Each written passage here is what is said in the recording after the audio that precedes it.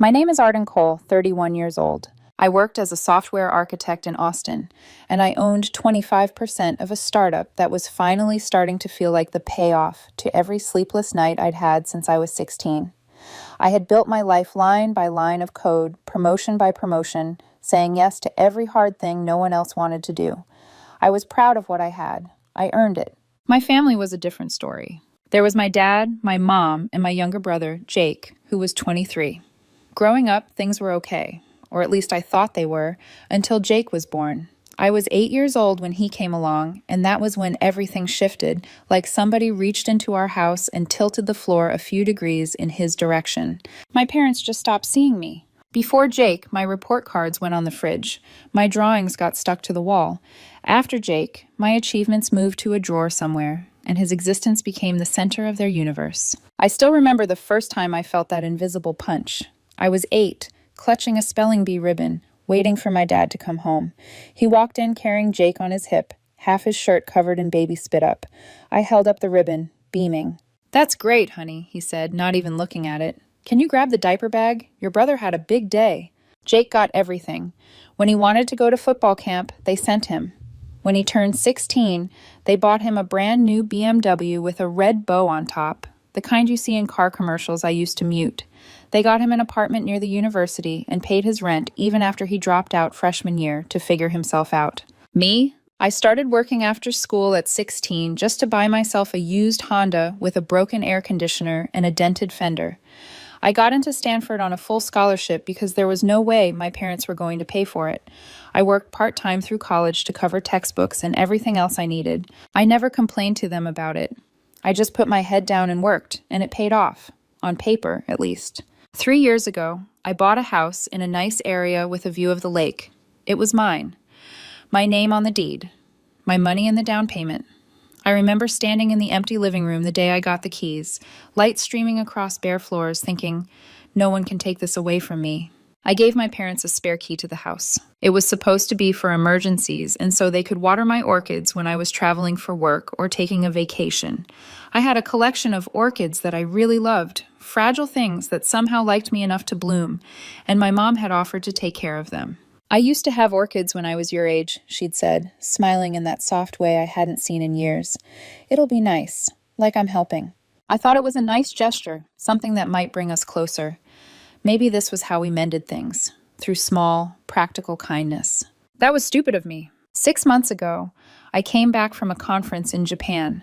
I was jet-lagged, suitcase in one hand, laptop bag digging into my shoulder, already fantasizing about a shower and my own bed. I opened my front door and stopped. Empty beer bottles everywhere, red cups tipped over on the floor, the sour smell of stale alcohol and something fried that hadn't been taken out yet. There was a stain on my living room carpet the size of a small country. One of my orchids was knocked over, pot shattered, roots exposed and snapped. Another had its blooms broken off, petals smashed into the hardwood like confetti someone forgot to sweep. It was like walking into a stranger's house. My heart started pounding. I dropped my suitcase and went room to room. More mess, more trash. Someone had left a pair of heels in the hallway, a jacket I didn't recognize thrown over a chair. I grabbed my phone and called my mom. "Hey, honey," she answered, cheerful, like she hadn't thrown a frat party at my house. "What did you do?" I said. My voice was shaking. "What did you do to my house?" There was a pause. "Oh, you're back already?" "Yes, I'm back already. There are beer bottles everywhere. The carpet's stained. One of my orchids is broken." She sighed, annoyed, like I was being dramatic. "Oh, Arden, don't make such a big deal out of it. We had a few people over for Jake. He had a tough month and we thought he could use a party." "At my house? Without asking me?" "You weren't using it," she said, like it was obvious. "You were in Japan. It was just one night. Carpets can be cleaned. Plants can be replaced." "Mom, they were mine," my voice cracked. "You didn't even tell me." "We're family," she said, like that explained everything. "We share. Stop being so selfish. You should be happy we thought of using your place. It means we feel close to you." We had a huge fight. She acted like I was being unreasonable, like I was the one crossing a line. Eventually, because they were my family, and that's what you're supposed to do, right?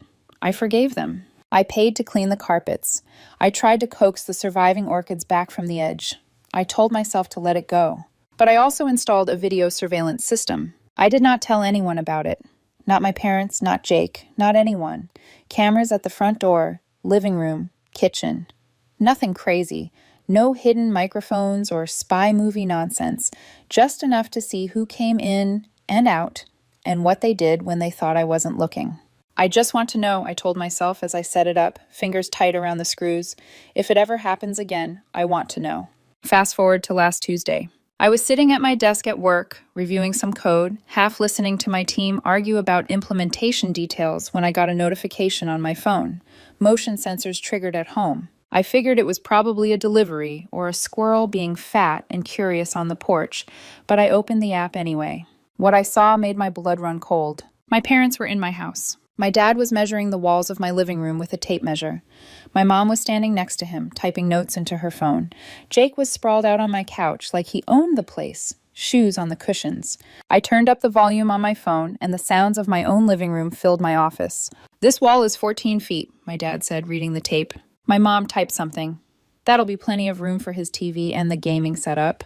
"This place is perfect," Jake said from the couch. "Way better than my current dump. I can't believe Arden's been hoarding all this space for herself." My dad chuckled. "Well, she won't be hoarding it much longer."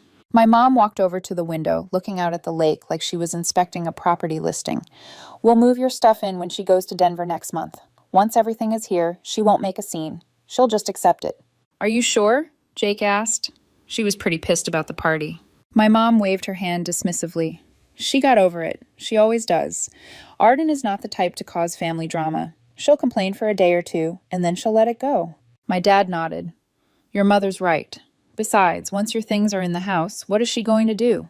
Throw her own brother out on the street? She's not that cold." Jake grinned. "I knew you guys would come through. This is going to be great." I sat there at my desk, staring at my phone, shaking with rage. They were planning to move Jake into my house without asking me. They were going to do it while I was out of town, so I couldn't stop them. And they genuinely believed I would just roll over and accept it. I thought about all the years I spent being invisible, all the times Jake got whatever he wanted while I had to fight for every scrap, all the money they poured into him while I worked myself to exhaustion. And now they wanted my house. I closed the app and sat back in my chair.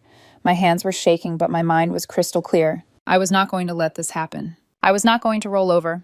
I was not going to be invisible anymore. I opened my messages and texted Jake. "Hey, want to come over for dinner on Saturday? I was thinking we could do a family thing. You, me, Mom, and Dad. It's been a while." He responded almost immediately. "Sure, sounds good." I put my phone down. I had 4 days to get ready. The moment Jake texted back, "Sure, sounds good," the clock inside my head started ticking. 4 days. 4 days to gather every receipt, every record, every forgotten message they assumed I'd never look at again. 4 days to turn decades of being overlooked into one night they would never forget. I started that same evening. I pulled my laptop onto the dining table, opened a fresh spreadsheet, and brought up 6 years of bank statements. I'd always been good with numbers. It's what paid the bills, built my career, kept me sane, but this was different. This wasn't problem solving. This was excavating. Column by column, row by row, I reconstructed Jake's history of emergencies. $400 for a textbook he desperately needed. $10,200 for a car repair. $6,000 for a business investment. Another $3,000 for rent so he wouldn't get evicted. $7,000 for travel for a mentorship conference. Dozens more. By the time I finished the final line, the number at the bottom glowed up at me like a verdict. $73,000. $73,000 I had given him. $73,000 he never mentioned again. $73,000 I had convinced myself was helping family. My throat tightened, not with sadness, something colder, a dawning sense of just how long I'd been playing the fool. I remembered every conversation. "You're the best sister. I swear I'll pay you back soon. As soon as this business takes off, Arden, I'll make it right." Every time he said it, I wanted to believe him.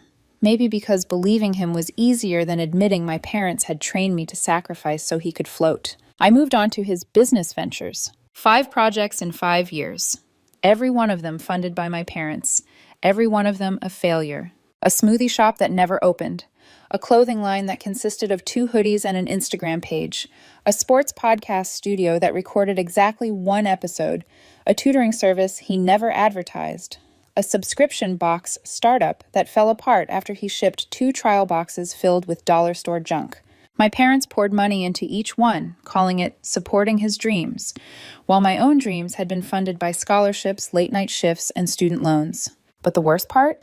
They hadn't just enabled Jake, they had created him. I pushed through the exhaustion and opened my Facebook messages, scrolling until I found the thread from 3 months ago. Madison, Jake's ex, or one of them.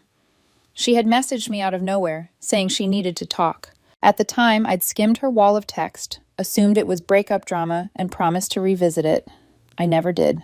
Now I reread it slowly. Every word, every line, every receipt she had attached. Jake had used her credit cards to fund his newest crypto course business. He racked up $40,000 on her cards, then ghosted her when she asked for repayment. She'd filed police reports, but didn't know what else to do. I whispered to the empty room, "Jesus, Jake." Then I noticed something I had missed the first time. In one of the screenshots, the LLC registration paperwork listed a return address. My house, my home. He had used my address without permission to set up a fraudulent business that was already under FTC scrutiny. Suddenly, everything clicked together like a lock turning. This wasn't about a place to live. Jake wasn't looking for temporary housing. He was securing a headquarters. He was planning to run a scam from my home, using my good name to mask his illegitimate business. If he had been caught while using my property as his business address, the blowback wouldn't hit just him. It would hit me, my reputation, my career, my startup shares, detonated by association. And my parents? They were walking through my house, measuring walls, planning this like home invasion was a casual errand.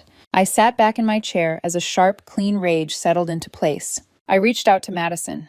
She picked up on the second ring, sounding tired, wary, surprised anyone connected to Jake would call her back.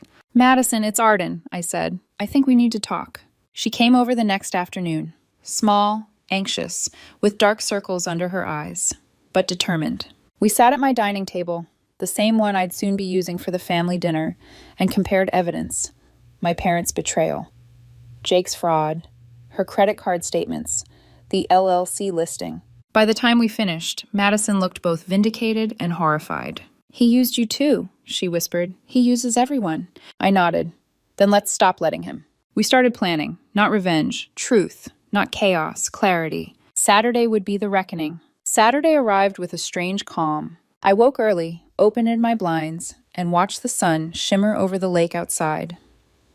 The same view that once represented freedom now felt like armor. I cooked a full dinner, roast chicken, mashed potatoes, green beans, my mother's recipes, her rituals, now mine. The table looked beautiful, intimate, deceptively warm. My parents arrived first. Dad gave me a hug like nothing had ever been wrong. Mom kissed my cheek, eyes scanning the house like she was making sure her mental blueprint still matched the walls. "It looks lovely, Arden," she said. There was approval in her tone, approval of the home she planned to give to Jake. Jake arrived 15 minutes late, strutting in like an heir apparent. Designer jacket, expensive sneakers, entitled expression. We talked for 20 minutes about absolutely nothing. The weather, my startup, traffic. My mother complimented the chicken. My father asked about Japan. Jake ate with the focus of someone who has never paid for a meal in his life. Then Mom put her fork down. I knew that move. It was the prelude to an ask. "Arden, honey," she began, "we wanted to talk to you about something." My father cleared his throat. "It's about Jake." Of course it was. "His lease is coming up," Dad continued, "and the rent is going up. We were thinking, you have all this space here, and you travel so much. It just makes sense for Jake to stay here for a while." "Just temporarily," Mom chimed in, trying to look reassuring. Jake stared at me with that smug, expectant look, already imagining his furniture in my living room. I took a slow sip of water. "Back on his feet from what?" I asked quietly. Dad frowned. "Well, you know, things have been tight for him." "Things," I said, "are always tight for Jake." Mom's smile stiffened. "Arden, there's no need to be like that. We're family. Family helps each other." "You're absolutely right," I said. "Family should help each other." I let the words hang, let them relax, let them think they had won. Then I added calmly, "That's interesting, because I've been helping Jake for years." Jake blinked. "Tell me, Jake," I asked softly, "do you remember how much money you've borrowed from me in 6 years?" He shifted, smirk fading. "I don't know, a few thousand." 73,000, I said, "and you haven't paid back a cent." My father set down his fork. Arden, what is this about? This, I said, pulling out my phone and setting it on the table, is about the fact that you think I'm stupid. I pressed play. Their voices filled my dining room. My dad measuring walls, my mom typing notes, Jake saying, "This place is perfect." Their plan to move him in while I was gone. Their absolute confidence that I'd roll over and accept it. When the recording ended, the silence was deafening. Mom opened her mouth to speak. The doorbell rang. "Excuse me," I said, rising from my chair. "That must be our other guest." I walked toward the door with slow, measured steps, the kind of movement that builds suspense even when no one watching understands why. My mother and father exchanged confused glances. Jake shifted in his seat, brows knitting together as if he finally sensed the ground tilting beneath him. I opened the door. Madison stood there. She wasn't glamorous like Jake's usual choices. No expensive perfume, no curated smiles, just a woman with tired eyes, a stack of documents clutched tightly in her hands, and a kind of quiet determination that comes from being pushed to the edge too many times. "Come in," I said gently. When Madison stepped into the dining room, the air changed. My mother's face went pale. My father straightened in his chair. Jake froze, like a guilty toddler caught with his hand in the candy jar. "What the hell is she doing here?" Jake snapped, voice cracking at the end. Madison's jaw tightened. "Funny. That's exactly what I used to ask myself every time you came crawling back asking for help." My mother tried to intervene, voice trembling with false composure. "Madison, I'm sure there's some misunderstanding." "No," Madison said flatly. "There's no misunderstanding." She placed her folder on the table, right between Jake's plate and my mother's trembling hand. "You use my credit cards," Madison said, her voice shaking but steadying with each word. "You told me we were building a future together. You told me that this crypto course business was our chance to be financially free." Jake scoffed. "Madison, don't be dramatic." She slammed a statement onto the table. My mother flinched. "You racked up $40,000, Jake. 40,000. She shoved page after page toward him. Screenshots, receipts, statements. "You didn't spend it on business," she continued. "You spent it on clubs, poker games, and renting cars to impress your friends. You left me with debt collectors calling every day." My father's face twisted. Anger. At who? At her for telling the truth? At me for inviting her? At Jake for getting caught? "Madison, dear," my mother said, regaining a sliver of her condescending tone. "You're emotional. Let's sit down and talk this through." Madison cut her off. "No, I'm done sitting. I'm done talking. I'm here because Arden deserves the truth, and you—" She pointed directly at my mother. "Need to know who you're defending." I stepped forward and opened my own folder, the one I'd assembled over 4 days of long nights and longer realizations. "And that's not all," I said quietly. Jake's shoulders tensed. "Arden, don't—" Too late. I spread my documents across the table. "Jake," I said softly, "you registered your LLC using my home address." My mother blinked. "What does that mean?" "It means," I said, "he used my property as the official business location for a fraudulent company that is already under FTC investigation." Gasps, real ones, the kind people can't fake. Jake's voice rose, defensive and desperate. "It wasn't fraudulent. The courses work, Arden. You don't know anything about the crypto world." "Oh, I know enough," I said. "Enough to know the FTC doesn't open investigations on a whim. Enough to know you stole educational materials from real instructors. Enough to know students are filing lawsuits." I placed the FTC preliminary notice in front of my father. 40 people paid you $2,000 each for worthless content, Jake." He pushed back his chair so hard it screeched across the floor. "This is insane! You're jealous! You've always been jealous." I laughed. So did Madison. Dark, humorless as ragged laughter. "Jealous?" I echoed. "Jake, jealous of what? The debt collectors? The scams? The pity our parents spoon-feed you like medicine?" My mother's eyes brimmed with tears. "How can you be so cruel?" she whispered. "He's your brother." "And I'm your daughter," I said, my voice like steel. "But you haven't treated me like one since I was 8 years old." My father stood too, face red, jaw clenched. "Enough. This is a family matter. This is not how you speak to your mother." "No," I said, meeting his gaze head-on. "This is exactly how I speak to people who break into my home, plan to steal it, lie to me, use me, and treat me like an afterthought." Jake pointed at me, shaking. "You're ruining my life." "No," I said. "You ruined your own life. I'm just done paying for the wreckage." My father's voice dropped into something dark and threatening. "You're going to regret this. When you're old and alone, don't come crying to us. I won't, I said. I haven't come crying to you in decades. I learned a long time ago not to expect love where it's never been given. The words hung there for a long, heavy moment. Then my parents gathered their things, angry, humiliated, trembling, and stormed out the front door. Jake lingered for a second, his eyes burning with hate. You think you won, he spat. Then he left too. The door slammed behind them. Silence washed over the house, thick and unreal. Madison let out a shaky breath and sank into a chair. Thank you, she whispered, for backing me up. I sat across from her, exhausted but anchored in something solid for the first time in years. Thank you for coming, I said. Are you really going to sue him? Oh, absolutely, she said. My lawyer says I have a strong case. Good, I said. He deserves it. The next week was a storm. I blocked all their phone numbers. I changed my locks. I told myself I was done. But the universe has a way of confirming your choices. Federal fraud charges were filed against Jake. The case made local news. His mugshot went viral on our city subreddit. He looked furious. Not sorry, not scared, just furious. My coworker sent me the article with a message. Isn't this your brother? 40 students had filed complaints. Jake's apartment was raided. Fake reviews, stolen materials, evidence of the $40K he'd spent from Madison's cards, all laid out in the report. 2 days later, Uncle Robert called me. He sounded tired, but not surprised. I want you to know I support you, he said.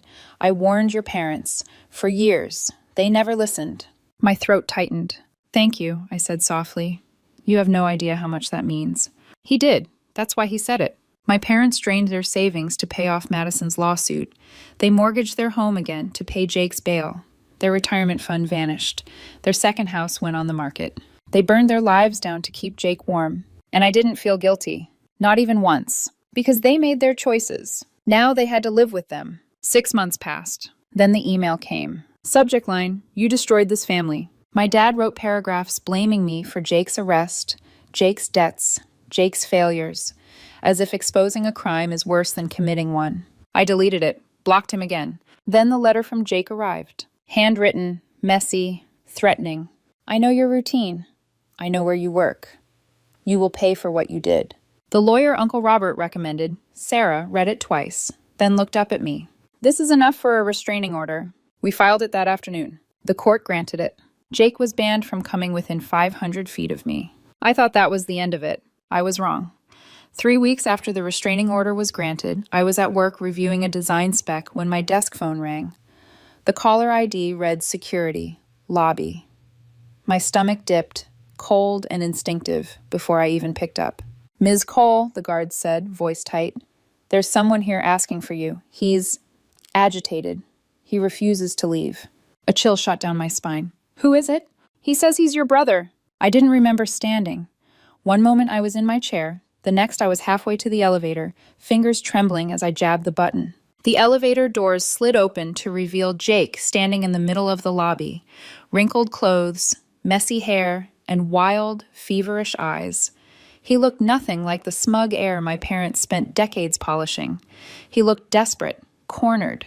When he saw me, he shouted across the room, "You think you can just ignore me? You think you're better than me?" Heads turned, conversations froze. Security moved in, but Jake swatted at them like flies. "This is all your fault," he yelled. "You ruined my life. You're going to pay for this." A guard stepped toward him. "Sir, you need to calm down." Jake lunged toward me. Security grabbed him mid-swing, pinning his arms as he thrashed and screamed. I stepped back, heart pounding but strangely numb, like watching a storm hit someone else's house. The police arrived minutes later. Jake was still screaming when they cuffed him. His voice cracked as they dragged him out. "You'll regret this. I swear you'll regret this." The doors closed behind him. Silence. My coworkers stared at me with wide eyes, waiting for me to crumble or sob or collapse. But I just stood there, breathing slowly, realizing something profound. I felt nothing.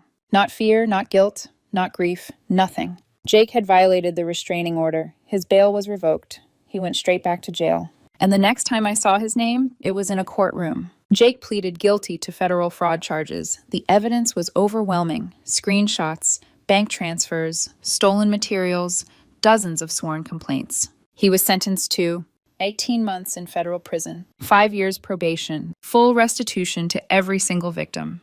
My parents drained everything to cover what they could, sold their retirement house, remortgaged their primary home, emptied savings accounts.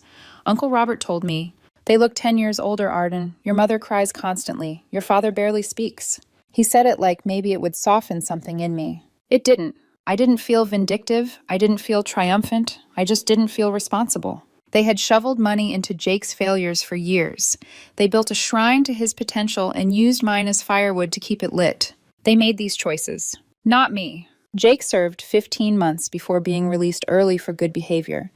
I found out not because my parents called, but because my receptionist pulled me aside one afternoon. "There's someone here to see you," she said nervously. "He says he's your brother. He's been waiting for an hour." A hot wash of dread slid down my spine. "Security?" I asked. "He hasn't done anything threatening. He just looks sad." I walked into the lobby, and there he was. Thinner, smaller, eyes sunken, shoulders slumped. He stood when he saw me. "Arden, please. 5 minutes. Just 5. I should have said no. I should have called the police. But instead I said, 5 minutes, right here, then you leave." Jake swallowed hard. "I'm sorry." His voice cracked, soft, almost childlike. "I know I messed up.